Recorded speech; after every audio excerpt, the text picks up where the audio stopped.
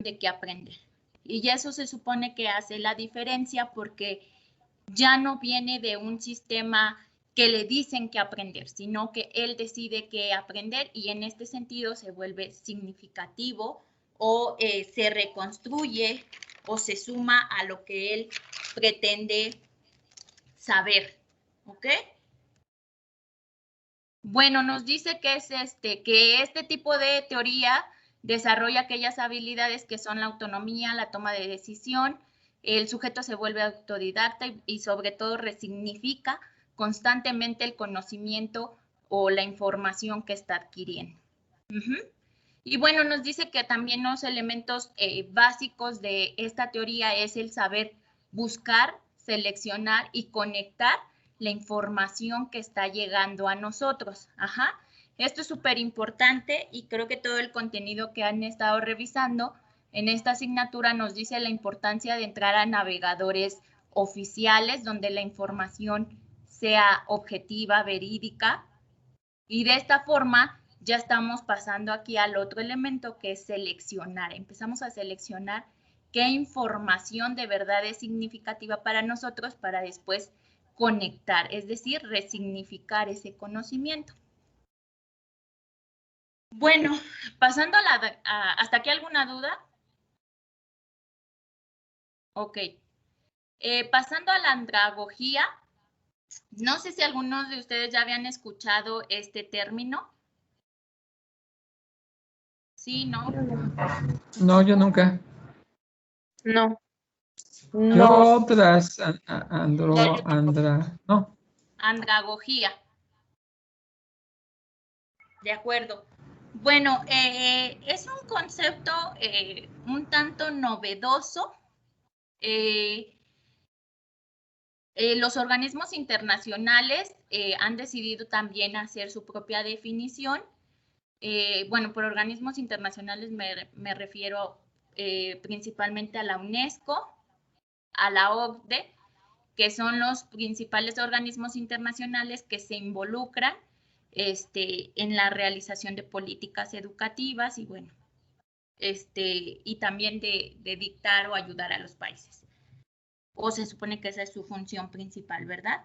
Entonces, bueno, en este sentido, la UNESCO la define como aquella, o decide usarla más bien como un concepto de separador o diferenciador más bien de pedagogía, que pedagogía se supone que su concepto nos dice que está enfocada hacia los niños, ¿no? O abarca a veces a los adolescentes.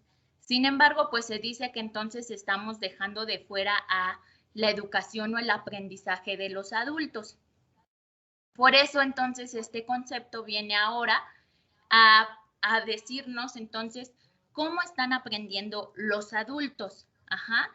Entonces nos dice que es la ciencia de la formación de los hombres. O sea, se busca hacer un concepto un tanto más general en donde se incluyan a todas las personas. Esto es la idea que tiene la UNESCO y es así como la UNESCO lo empieza a definir, la ciencia de la formación de los hombres. Sin embargo, si revisamos diferentes autores, hay autores que sí nos dicen que solamente es hacia la formación o la educación, la forma de aprender de los adultos. Ajá. Entonces, en este sentido, ¿cómo la andragogía inicia a incluirse en las formas o en los diseños de cómo enseñar a los adultos? Se supone que viene a hacer ese cambio innovador de que los adultos ya no aprenden de una forma tradicional, es decir, estando en el aula, indicándoles qué deben de aprender, porque ellos ya traen, es decir, ustedes, algunos de ustedes también, o nosotros, también me incluyo, ya entraríamos en esto, ya traemos una experiencia de vida. Y se supone que la andragogía busca esto, retomar nuestras experiencias de vida y de ahí empezar a aprender. y de esta forma se vuelva un aprendizaje constructivista, es decir, que tome en cuenta todo nuestro experiencial de vida y se logre un aprendizaje que sea constructivista, un aprendizaje que deje un significado en nosotros. Ajá. Obviamente hay un currículum que sí hay que cumplir, sin embargo, ese currículum debe de traer estrategias de enseñanza que vayan acompañadas de nuestro experiencial de vida. Ajá. Entonces, en este sentido, se dice que la andragogía viene a complementar o se supone que debería de ser incluida en la educación a distancia, también en la educación online. ¿Por qué? Porque se supone que ahora el adulto ya decide estudiar, ya tiene la decisión y sin embargo hay veces que se hacen los programas curriculares y se cree que el adulto no trae conocimiento, ¿no? Y se deja de lado todo ese expertise que él ya puede traer de su vida y que no logra embonar y que por eso a veces se dificulta el que aprendamos un contenido académico, porque lo que buscamos ya como adultos es poder hacerlo práctico en nuestra cotidianidad. No sé si me explico hasta ahí. Sí, maestra. Sí, está bien. Ok.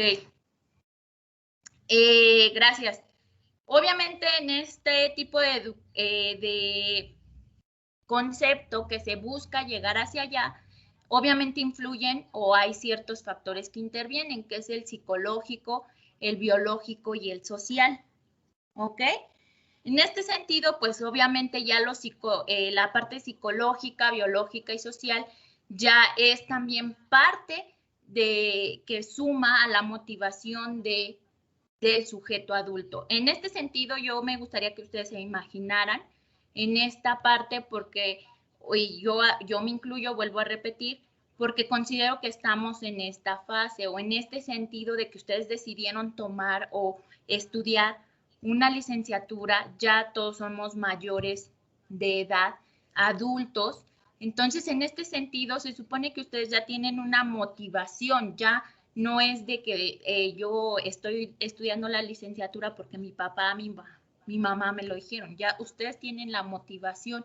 Y en este sentido, se supone que para ustedes debería de ser más fácil el proceso de aprendizaje o el proceso de dedicación porque ya hay un elemento motivador.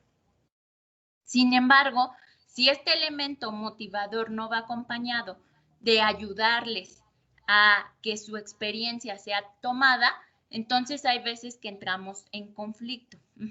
Y bueno, ese sería el reto de esto de la andragogía, ir hacia allá. Ajá.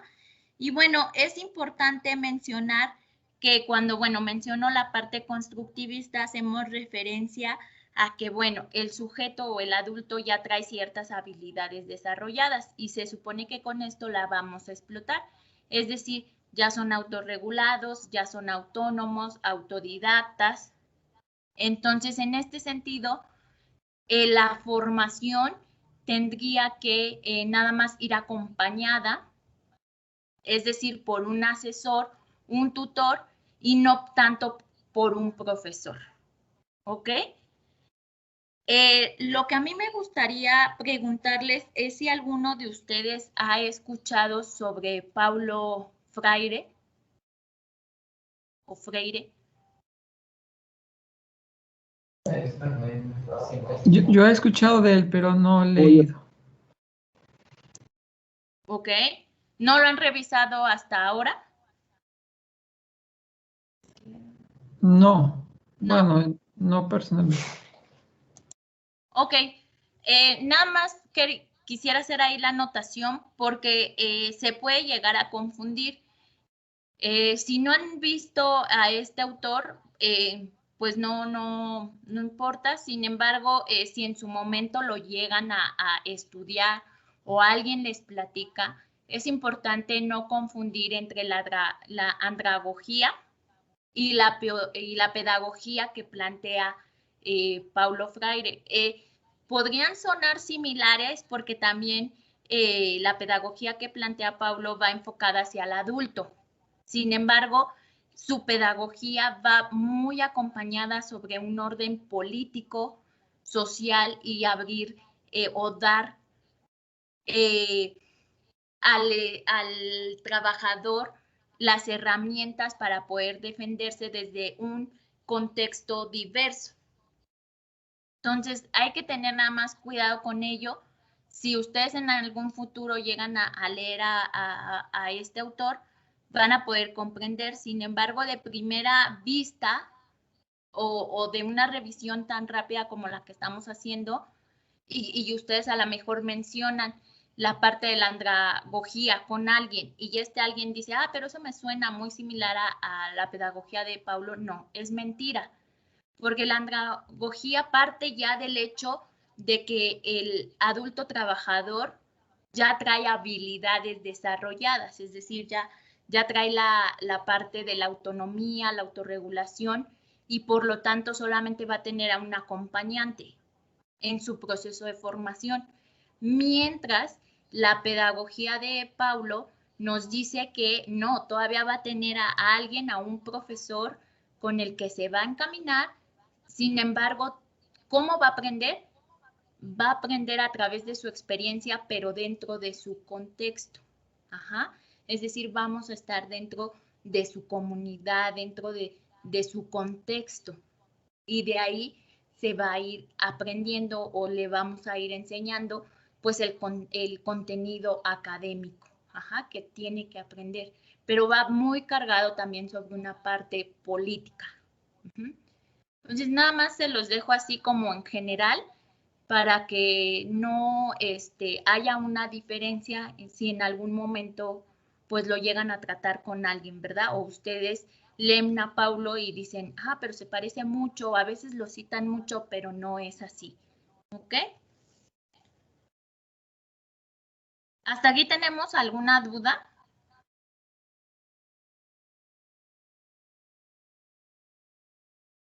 Ok. No. Quiero pensar que no. No, ninguna. Perfecto. Bueno, quería plantear esta pregunta, sin embargo, creo que sería mejor que presente la siguiente lámina y de ahí vamos a contestar la pregunta. Dentro del material que ustedes revisaron venían los alcances y límites de las tecnologías.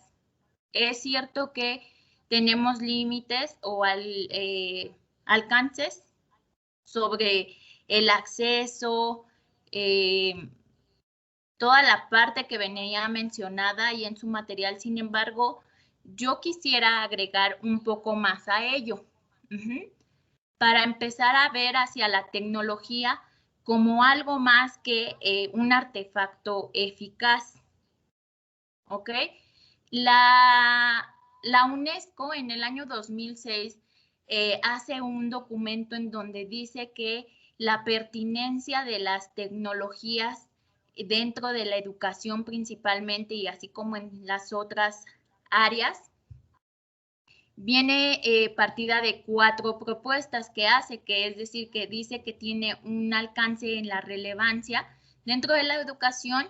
Son sobre los 4 pilares o los 4 famosos pilares de la educación que ahora se supone que deben de implementarse en los currículums, que es el aprender a conocer, aprender a hacer, el aprender a hacer, aprender a vivir juntos, ¿ok? Posteriormente también nos dice que los alcances de las tecnologías pueden ser a través de las propuestas pedagógicas que se hagan. En este sentido, es que las tecnologías impacten desde cualquier contexto. Y de este sentido, empezar a resolver aquellas necesidades que los alumnos llegasen a tener desde su contexto. Y bueno, de la mano va esta parte de favorecer la equidad. Nos dice que las tecnologías pueden tener ese alcance de favorecer la equidad en el acceso, la equidad en obtener una mejor educación de calidad en sus procesos educativos. Y bueno, en este sentido nos plantea un ejemplo que yo retomo de la UNESCO, es que tener computadoras adaptadas para aquellas personas con discapacidad, ¿verdad? Que más que ser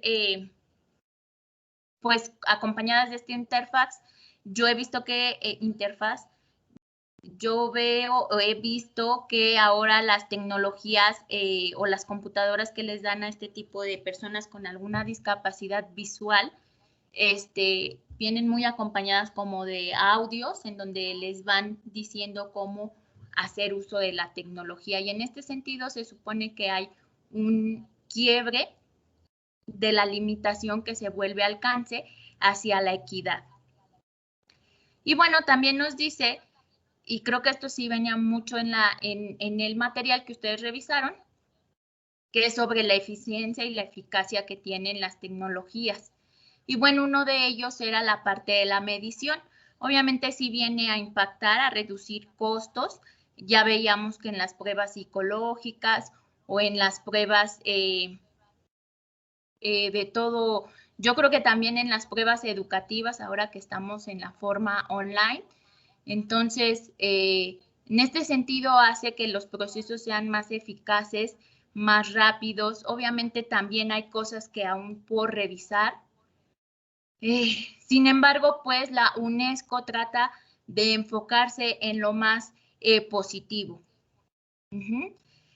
¿Cuáles serían los límites que nos dice la UNESCO que podrían tener las tecnologías?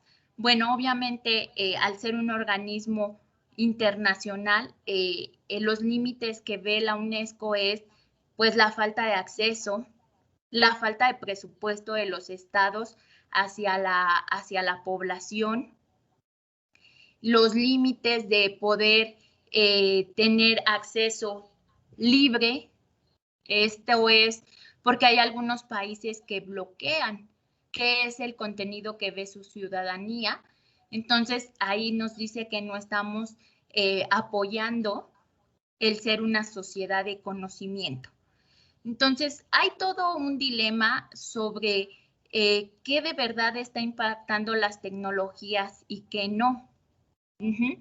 Es claro que, como ustedes mencionaron en sus escritos, en sus ensayos, hoy en día están involucradas en nuestro quehacer diario y sin embargo, el reto ahora es utilizarlas para sumar hacia esa sociedad de conocimiento, que es decir, producir conocimiento y no solamente ser consumidores.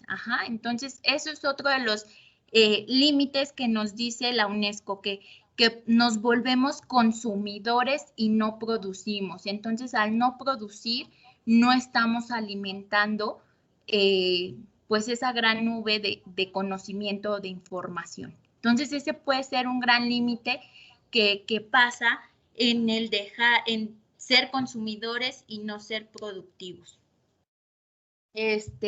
No sé si hasta aquí ustedes tengan alguna duda.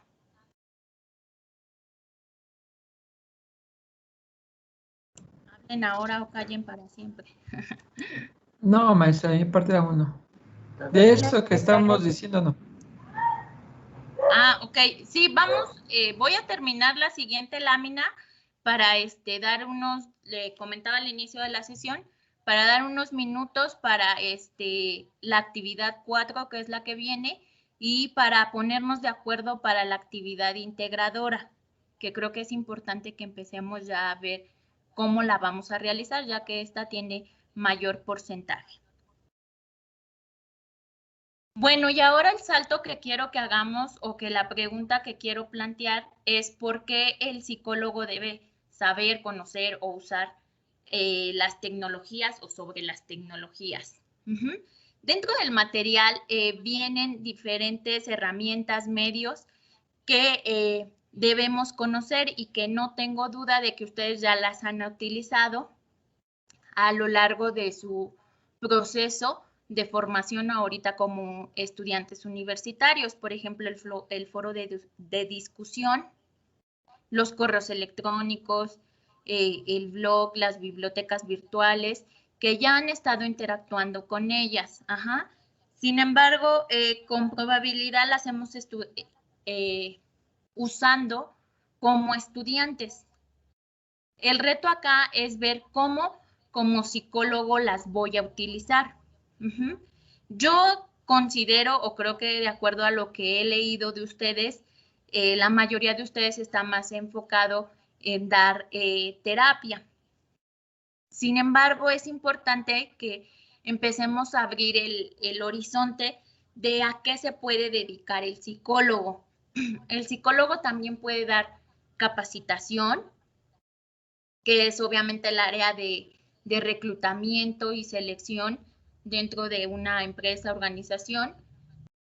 Y acá creo que el siguiente puesto que voy a mencionar es donde podría relacionarse más lo que hemos estado revisando o lo que viene en el material de esta asignatura, que es que ustedes sean parte de la formación de planes de estudios, es decir, este tipo de puestos son apoyo técnico o psicopedagógico, se le llama, en donde el psicólogo participa en el desarrollo de currículums.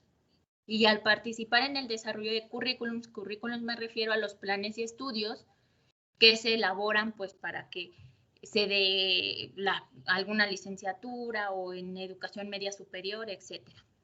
Me parece que hasta más adelante también dentro de su carrera llevan una materia de ello. Entonces, es bien importante que ustedes tengan esto porque al iniciar a ser parte de un diseño curricular, también tenemos que empezar a pensar que las tecnologías ayudan a los sujetos a aprender. O bien este es el reto o es lo que se menciona ahora con varios, hay varios psicólogos mexicanos que ustedes los pueden revisar. Está Díaz Frida Barriga y su hermano también, que es Díaz Barriga, grandes psicólogos de la UNAM y que se han dedicado a ello como psicólogos desde la parte de la teoría de aprendizajes de la psicología o del estudio de cómo el sujeto aprende, se han enfocado ahora en cómo llevar ello al currículum de las instituciones y obviamente integrando las tecnologías. Entonces se dice que pues al que ustedes usen un foro de discusión, se desarrolla aquella habilidad de crítica, de reflexión, de análisis, que ya son habilidades superiores.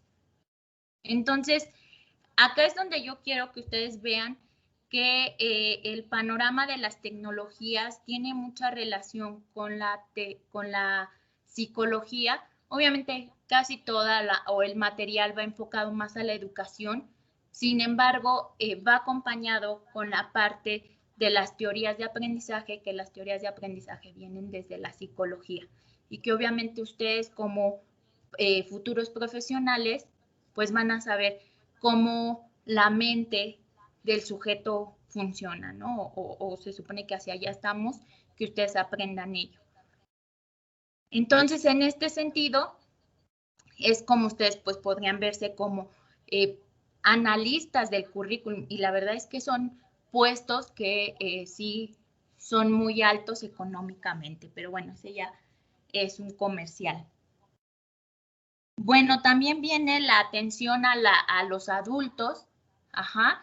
El reto acá es que también ahora el adulto aprenda con tecnologías y, por ejemplo, ahí también vienen muchos puestos relacionados con el INEA.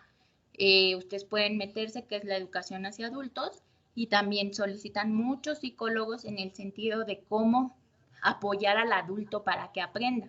Ya recientemente se desarrolló un proyecto en el INEA sobre ahora aprender con tecnología.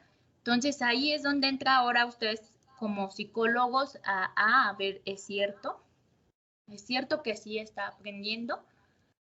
Entonces, yo me gustaría que se quedaran con ello, la capacitación, el reclutamiento, el análisis de currículums, obviamente la investigación, la docencia.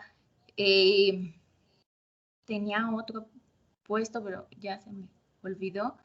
Sí, la psicopedagogía, que es hacia allá donde debemos de ver todas estas herramientas y recursos que sí impactan en el quehacer, no solamente del psicólogo para consultar, sino que el reto, por ejemplo, en el caso de dar terapia, por ejemplo, ¿cómo podríamos utilizar un blog? Bueno, con probabilidad dejar que nuestro paciente haga su diario de reflexión ahí y poder leerlo, analizar cómo escribe, cómo se expresa, y eso quizás podría ayudarnos a darle un mejor o una mejor atención. Ajá. También la parte, por ahí algunos lo mencionaron en sus ensayos, es cierto, también ahora las tecnologías vienen a apoyar en la parte nutricional, ya hay aplicaciones y eso también es parte de la psicología. Entonces, nada más es hacia allá que ustedes traten de dar ese salto en que sí hay mucha relación la labor del psicólogo con las tecnologías y que obviamente estas van a seguir avanzando siempre y cuando pues también nosotros como sujetos productores saquemos la mayor, mejor decirlo, eficiencia, eficacia o explotar más bien esas tecnologías. No sé si hasta aquí queda claro o alguno de ustedes quiere aportar algo sobre ello.